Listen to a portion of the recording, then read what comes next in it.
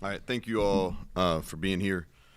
Start on a sad note, as you all have heard by now. Want to send my condolences to Dale Wolfley's family. I heard about his passing late yesterday, and my first reaction was, "You sure?"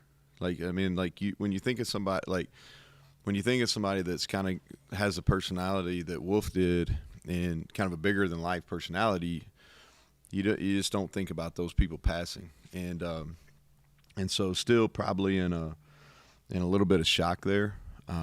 No bigger supporter of West Virginia football than Dale Wolfley, and helped me a lot when I first got here, connecting with former players and really kind of got our 1891 club off the ground with Coleman, and got some people back involved in the program that hadn't been involved in a long time, and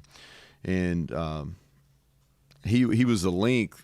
He was a link between a lot of the former players and the current team, and even guys before he played. He had built really good relationships with those guys, and then I think that through the years, he did a really good job of getting guys back here.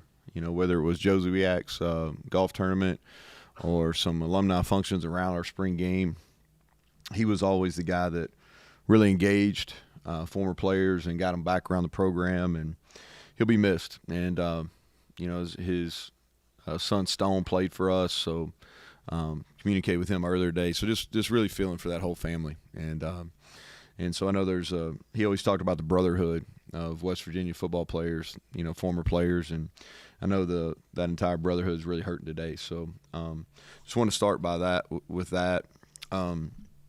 I promised you all I'd talk about our development guys during kind of a semi-open week. These are the guys I think that really took advantage of it, and start kind of with defense. Asani Redwood and Hammond Russell both played, but I think their future is really bright. And I thought both of them, we scrimmaged on Wednesday, we scrimmaged on Friday, and we scrimmaged on Saturday. And I thought that those two guys really took advantage of those reps, and kind of excited about their growth. And Asani had major knee surgery in March, and so to come back, and he's played in every game since Pitt. Man, that's really remarkable on that time frame.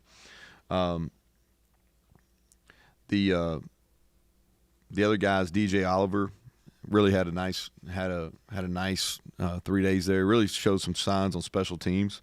I think he'll be able to help us even this year on some special teams. Johnny Williams continues to grow and mature. I forget sometimes because he's here in the spring that this is his true freshman year, and I think he's got all the makings to be a really good one. Corey McIntyre is another one that's as he continues to change his body. He made a bunch of plays in our scrimmages, and I thought Jordan and Josiah Jackson, both of those guys had nice open weeks. So those are some of the guys. I know I promised you on last Monday I'd talk about that. Kind of transition to our game on Thursday versus Houston. I think it's a great opportunity for our program. Play on Thursday night. Some of you guys know the milestone wins better than I do that this program has experienced in midweek games. A lot of significant wins, and we had two really good wins last year, and played well, and the third one just didn't get it done at the end. I thought we used the open week probably differently than we've done in the past, just because of the physical nature of 4 out of the 5 games we've played. We really only practiced our guys Wednesday, and then got into Houston prep on Friday. But our guys will be ready to go. They got some rest, recovery, and they'll be ready to go. I know a lot is going to be made about West Virginia playing Dana, and I get it. And I think what doesn't get talked about, Dana did a good job here, and I'm reminded because every day I drive into this parking lot, I see a picture of him in the Orange Bowl team, and so I'd be remiss if I didn't mention that. Did a really good job, and so, but I think the story, Dana and his staff, not just Dana but his staff also, but the storyline, Malachi Ruffin's really the only player that played under the previous staff. I think we got 3 guys that were recruited by the previous staff. And then, they have 4 of our former players.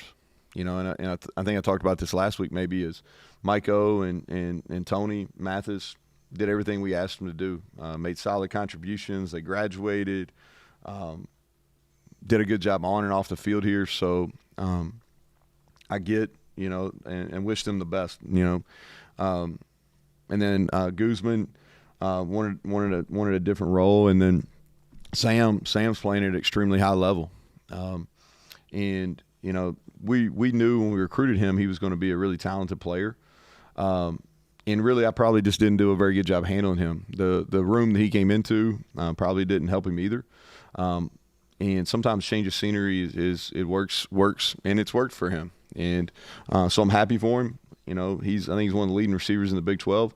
Hope he continues to have a great year, just not on Thursday night, and so, but not any ill will toward any of those guys.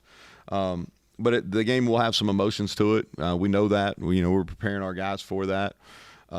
Just to talk about Houston here, special teams wise, I think the first thing that really sticks out to you on their special teams, they're playing really, really hard, and they got a couple of core guys. One of them is a guy that we recruited out.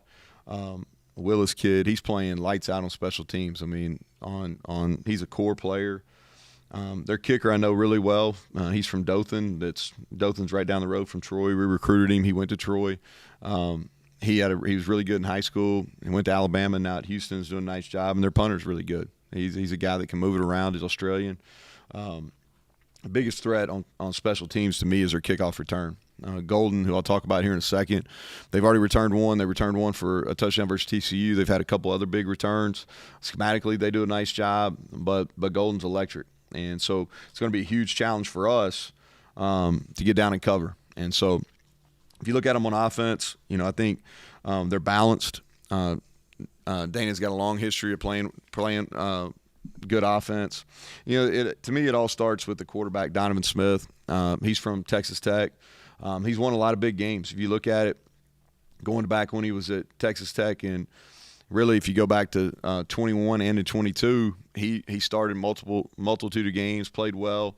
The thing that sticks out to me, he's a coach's son, so he's really smart too. I mean, you can see that on his decision making, but he's big. He's really big. He's a strong runner. They use him to run some, and he's got a big arm. And he's a guy that I think is really talented and can run and pass and hurt you in both of those. And then they're really talented at skill. I think that at running back and receiver, as talented as anybody in our league. Talk about Sam and the Golden kid. Manjack's played really well. They go deep, and those guys can run, and they're vertical threats, and they'll take shots downfield with them, and it's going to be a huge challenge for us defensively. If you look at them defensively, they mix up the fronts. I think their D-line is very good. Their D tackles remind me a lot of Texas Tech, and Texas Tech's guys have given us trouble in the past. They're big, maybe not as tall as some, but man, they're big. All of them are 300 plus. They're active with their hands. They do a really good job of playing their gaps and playing the run.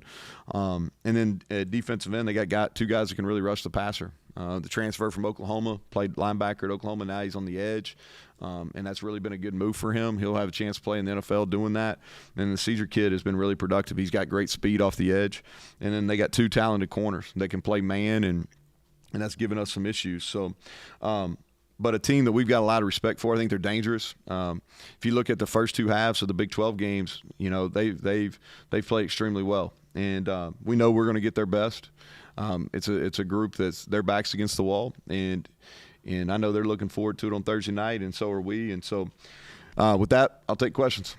Injuries for you guys. So Wyatt will know. He'll kind of be a game time. Tomas will not play this week. As far as how long he'll be out, I'm not sure yet. He'll be able to return, but he won't play this week. And then Aubrey, I think, still questionable. And those would be the main ones. Anybody else? For the most part, so how do you rotate? Obviously, Trey's out. I said that the other day. Yeah, obviously. Yeah. So, start with linebacker. Yeah, Ben starts, but who So Ben Cutter will start, and he's earned that right opportunity, and he was playing a lot before. And I'm really excited about his growth. We've got, Lee's kind of the leader in that room, but we've got several young guys not just we've got Ben, Trotter sitting out due to injury. We got a couple in this recruiting class that's committed, so I think the future of that position is really bright.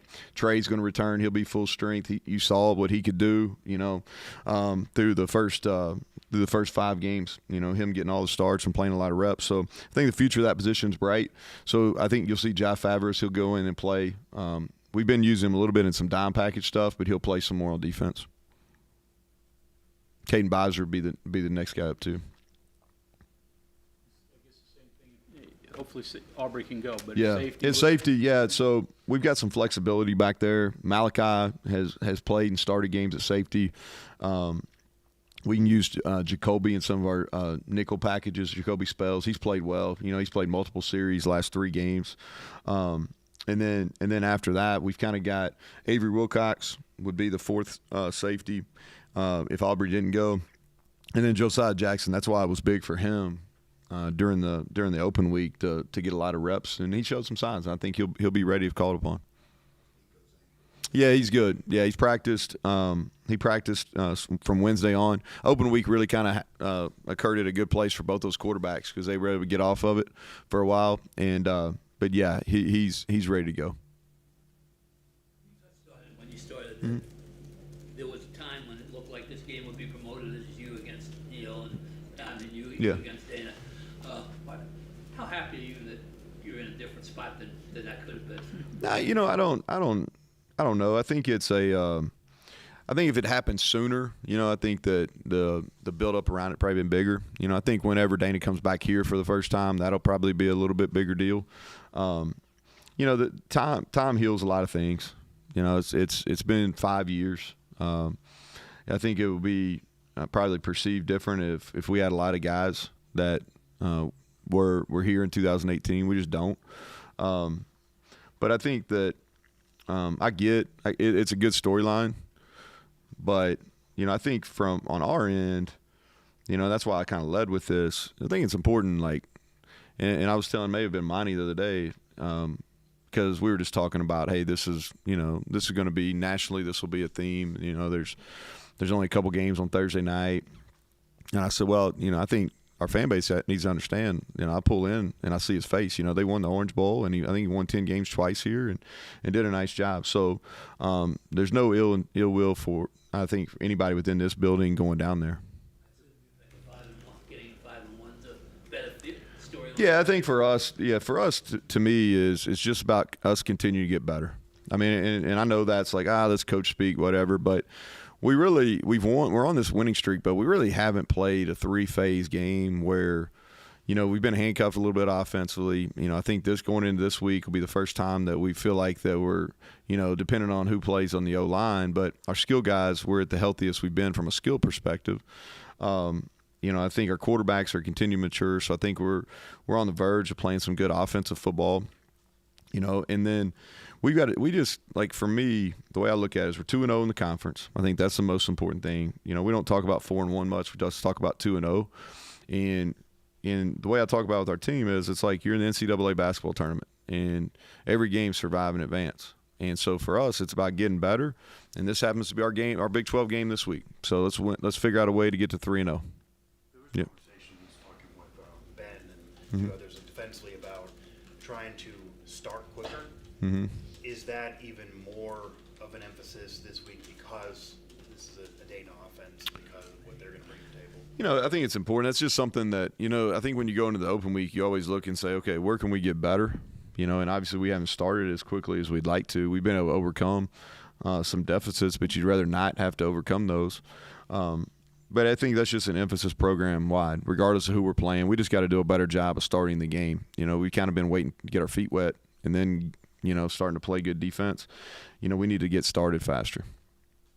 Houston's offense, how different is it from when Dana was here? Exact same when you? Well, I would say, and that's probably a better question for him, but I would say quite a bit different, than what they had with Will, just because Donovan Smith is more of a runner. He can do both.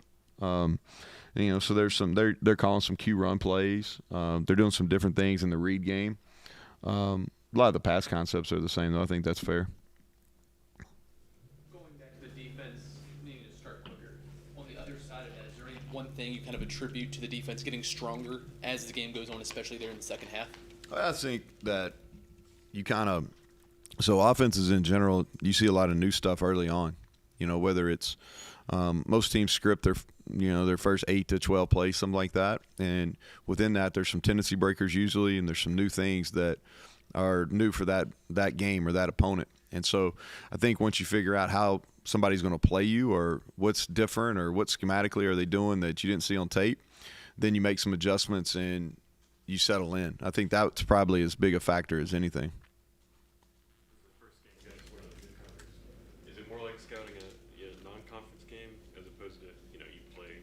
Yeah. TCU every year. Yeah, well, there's some there's some familiarity there from an offensive standpoint. Just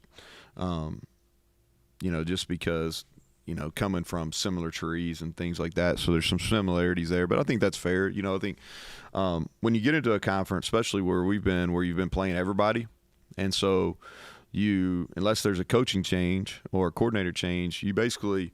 You go back and you look at your previous game or your previous couple contests or how was it like when you went and played there last, what was, as simple as what's a visiting locker room, where was the hotel, you look at all your notes.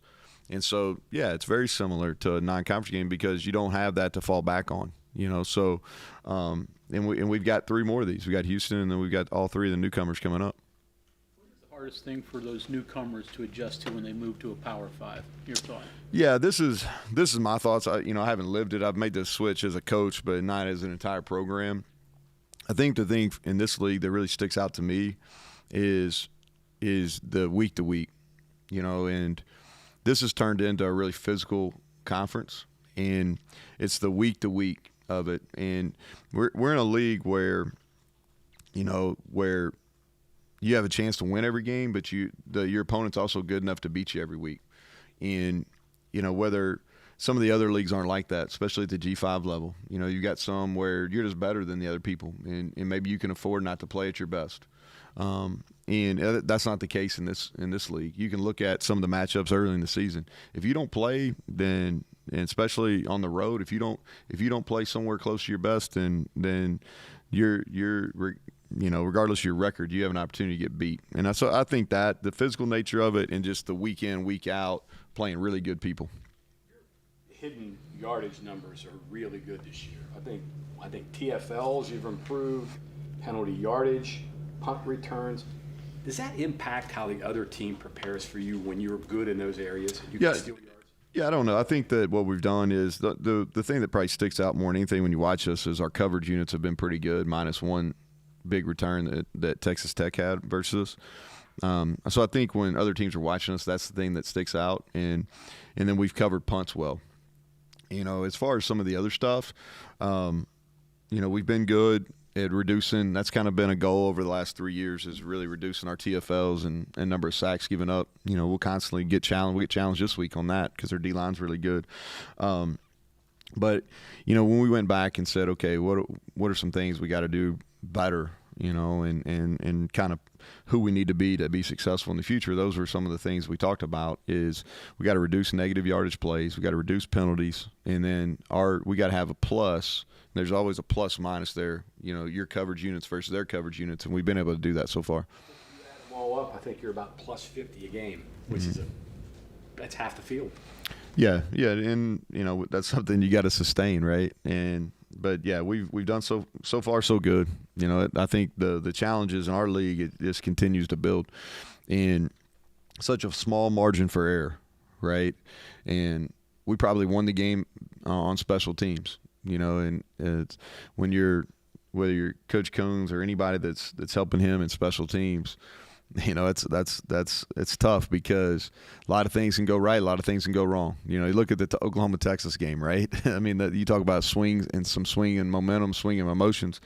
And so we are. I think the fight is to make sure our guys understand the importance, which we spend a lot of time on, and making sure we maintain the attention to detail and doing those things that enable us to get those hidden yardage. Last thing here on that. When you were a player, were you aware of Beamer ball and how they use that as kind of a theme to get an advantage. I mean, it was a way for them to. Yeah, psychologically too, Yeah. because you went into anytime you played those guys, and I never played them as a player, but I watched is you always worried about getting a kick blocked, and Return. yeah, and well, you think about in punt protection, like that affects that affects the snapper, that affects the punter, and there's a lot of things that go into it. Not just even if you don't block the kick, the perception is that you could block any of them. That puts a lot of pressure on that unit. That's where you're at as the Big 12 standings sit. The Big 12, not as much. I've made a point to talk about the national rankings with our guys. Just because I think from a strength of schedule standpoint and who we've played and the fact that our only loss is to a top 5 team at their place, I think that, and we're still in the 30s somewhere. So I've pointed that out to them. Before you, or even during the process of you maybe becoming the West Virginia head coach going back 5 years ago, because you and Dana had somewhat of a connection prior, and not asking you to get into a personal conversation, but did you make a phone call to him, just ask him what it was like at West Virginia? Did you have any discussions with him about his tenure? Just because coaches sometimes do that before they take a job. No, I didn't really talk to Dana. I talked to a couple people that were on the staff, but I didn't talk to Dana. The comment about Sam was kind of interesting about how I forget you said like you could have handled it better, whatever. But that sentiment, it's such a different world that many years ago when you think about how you had to handle it. Do you have to be more case specific? I think going back to it is kind of elaborate on that. He was really he kind of came on his senior year, like had a good junior year, was really athletic, was a really good basketball player too, and so we're able to sign him, and he came in during that kind of COVID deal and where you couldn't have as much contact with guys, and that was a really hard time for that class. Not just here at West Virginia, but across the country, that class really didn't get to experience a summer, where they kind of are able to get in the routine of being a college student. And so we weren't around them as much. And then, if you think about it, we had a lot of transition during, kind of his year and a half there in that room. And it wasn't a lot of different personalities, some up and down performances. And that was a young group without much veteran kind of leadership in that room. And so, when I look back at it, and I think you always, and I think I've talked about this in this setting before, is anytime you lose a player, especially a talented player, you always kind of look back and say, okay, what could I have done different, And the thing with him is, if he was in that room now, it's a different story. Just because we've got some veterans in there, we can play better in that room, but just the makeup is much better. And we would have done a better job kind of mentoring him and having him come along. But where we got to is like, it was probably the best at that time. It was the best decision for him and probably the best decision for us. But when he left, I remember telling our staff, I'm like, that kid, he's got a special talent. And if he matures like I think he's capable of, then he's going to be a great player. And here we are, a couple years later, and I can't speak on the maturity. I can just speak on watching him on film, and he's playing at a really high level right now. Follow up on the developmental guys, a couple others. James Hurd, where's he? Some of your other offensive. So James unfortunately had a death in the family, so he was able to go on Wednesday, but he missed Friday and Saturday, and he's gaining some weight, and so he had he made a really nice play in the scrimmage on Wednesday, but he had to go back home for a wake, so he missed Friday and Saturday. Some of the other offensive linemen besides Johnny, and then defensive linemen guys. Yeah, that are so sitting too. yeah, we had a little illness, so a couple of our young guys didn't get to go on Friday or Saturday. But just talking, Bryce Biggs is a kid that walked on here, and he's gotten steadily better. And didn't have his best day on Wednesday, but I thought he bounced back over the weekend and did a nice job. And then Landon Livingston is much improved. And then I think some of our younger tight ends are showing some signs, like T.J. Johnson, Noah Braham. Those guys are doing some good things. 5 games, when you study Houston, what do they do best? Well, the thing that, I'll answer this, John, is the things that when you turn on the tape and you're like, oh, is the receivers can really run. That is a strength. They're explosive. The quarterback is.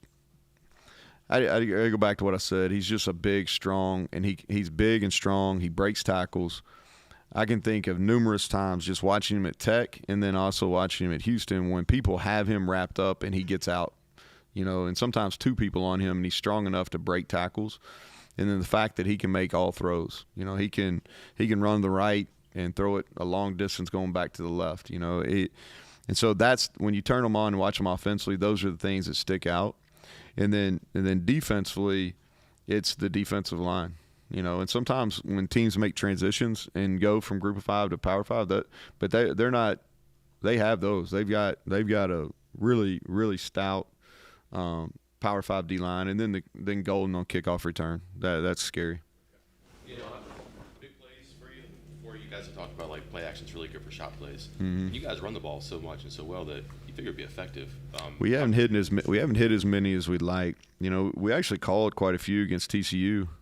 But we haven't. You're correct. We have not hit as much. I didn't mean to cut you off. What was the rest of your question? Just curious because like you are attempting them, so they're there. Yeah. It's not like you've abandoned it. Is that an apt, not critique, but observation? And then how do you get that right? Because you're not going to abandon it, right? Yeah. So you hope. What you hope is, sometimes hope's not the best strategy, but you keep calling them with the intention is law of averages are going to work out. And those plays aren't necessarily high percentage plays anyway.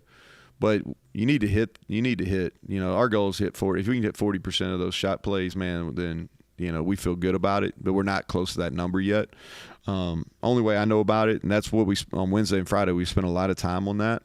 The only way I know about it is the only way I know to get better at it is you continue to work on them. I think a lot of times those happens. Your protection breaks down. Our protection's been really good. We just missed some throws, and we haven't been in the right spot from a receiver standpoint or a tight end perspective. So you keep working them, and you got to keep calling them. Somebody else. How important, as a head coach, is it to be able to, I guess, not be put into a box? Because I'm thinking your perception, because of where you came from, was an air raid guy. Mm-hmm. But to be able to build this kind of offense where you just chew up clock and power run, how important is it, I guess, not even for yourself to put yourself in the box? Yeah. Oh, I'm an air raid guy, so we have to. Well, I think the most important thing when you're the head coach is win football games. And sometimes you got to put some of your own ego away. Maybe that's probably the best way to put it. Listen, I love throw the ball as much as anybody. I think if you go back and look at through the years, going back to 2008. We've had a lot of success throwing the football. And so that's probably what my background is first and foremost is in a passing. But we got to get better throwing the football. Okay. And for us to get where we want to go is our passing offense has to improve, and we believe it will. But the strength of our team right now is in our offensive line. And so, the job is to win games. And so, that's what we're doing. We're playing to our strengths right now. We're playing defense at a high level. We're playing special teams at a high level. Now, I'm not naive. We're going to have to score more points to win games, and we need to do that starting on Thursday. Okay. Thank you very much. All right. Thank you all.